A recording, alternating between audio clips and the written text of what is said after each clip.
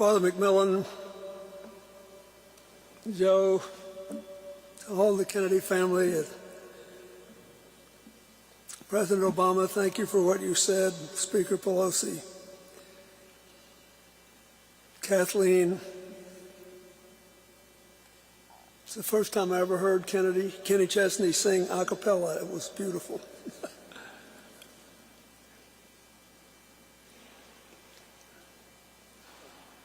Thank you, Martin.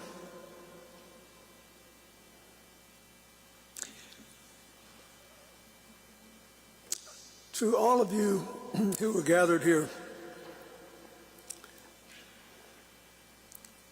I was trying to think of whether I could say anything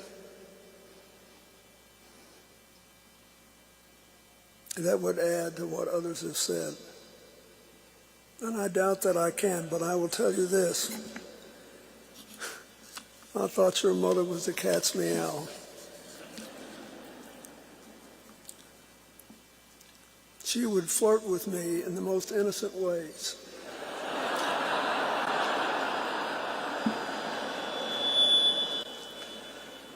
I remember once I said, you know, we're not at replacement population anymore, and all the politics are anti-immigrant. What are we going to do? I said, we need more people like you. 11 kids times a couple of 100,000, and we're back in business. And she said, no, that's not a good idea. You can't do this unless you really want to. So I say, first of all, she really wanted to be your mothers, your grandmothers, your mother-in-laws, your great-grandmothers. And she was an amazing fireball of continuous energy. It was wonderful to be around her. I remember I loved all these Valentine cards. There's a bunch of them downstairs, and they're very political. I've got one with President Biden, one with President Obama, one with me. She covered the waterfront. But they're wonderful. And I think my favorite one had about 60 pictures of all of you, various family members, all cut out with small heart shapes. And it was always, all of them always had a little poem, you know, around it. So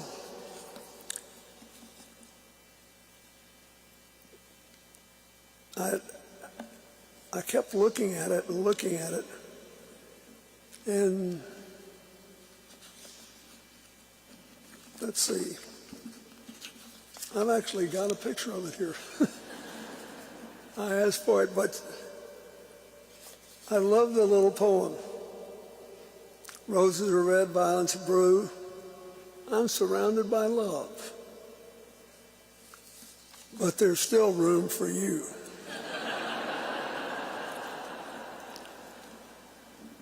I think that's the way she made us all feel. There was still room, that there is an incredible capacity to expand. I love listening to the speaker talk about her experiences with her. You just had the feeling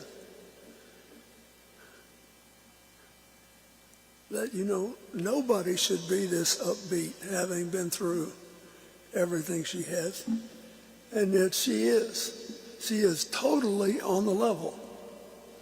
In a cynical, divided world where it seems like we all waste too much time with people trying to play us or being played, she was on the level. Day in and day out, person in and person out, always making you feel like you made a difference. I remember back in 2000, right as I was leaving the White House, Hillary had been elected to the Senate, to the same seat that Robert Kennedy had occupied as a senator from New York. So Ethel called me and said if I needed any instruction in how to be a Senate spouse from New York, she'd be happy to provide it free of charge. Then, when we moved into this old farmhouse, it's about 125 years old now, she gave me this amazing gift, a letter signed by George Clinton, who served in 2 stints as governor of New York for 21 years. We were not related, but it was she knew what the deal was. So, and in between, he was vice president. And there's this amazing letter. So I hung it up at the entryway to our house. And people say, where in the world did you get that? And I said, oh, Ethel Kennedy gave it to me. She said it was part of her husband's collection. So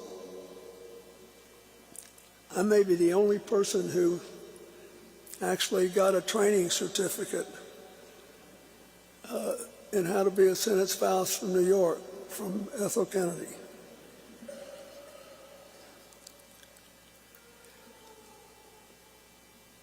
I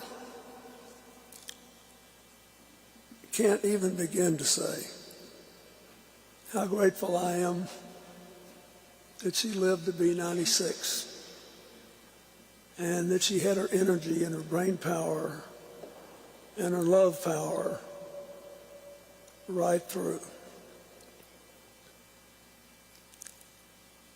I can't, and it would be wrong to, dredge up every memory, but I'm telling you, I never saw her.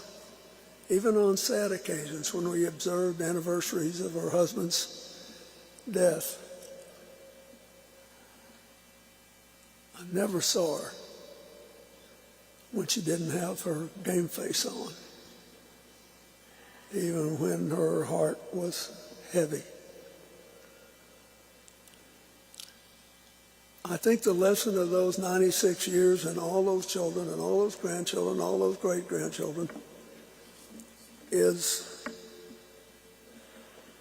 that the God she worshiped wanted all of us to be more other-directed, to think more about how our words impacted other people, how our deeds impacted other people,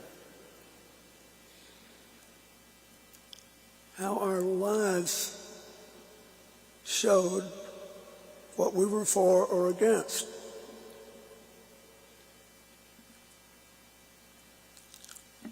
I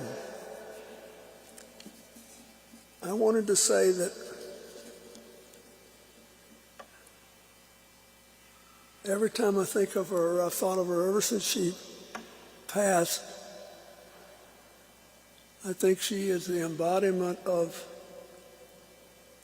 the definition of love that St. Paul wrote about in 1 Corinthians, not romantic love, but agape, love for your fellow human beings. The total immersion in the wonder that every human life possesses.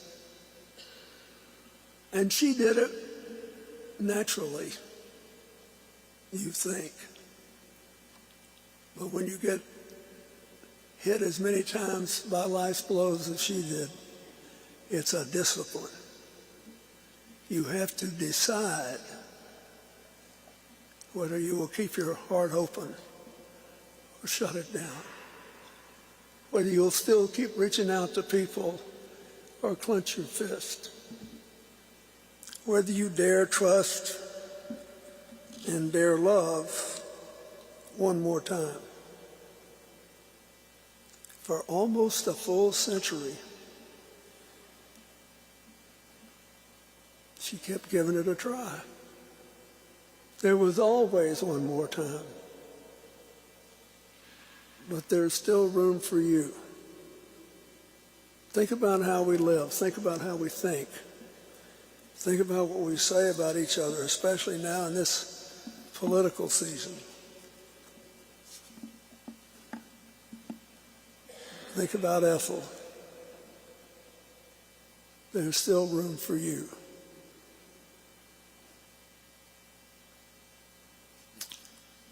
We got to clear the room now.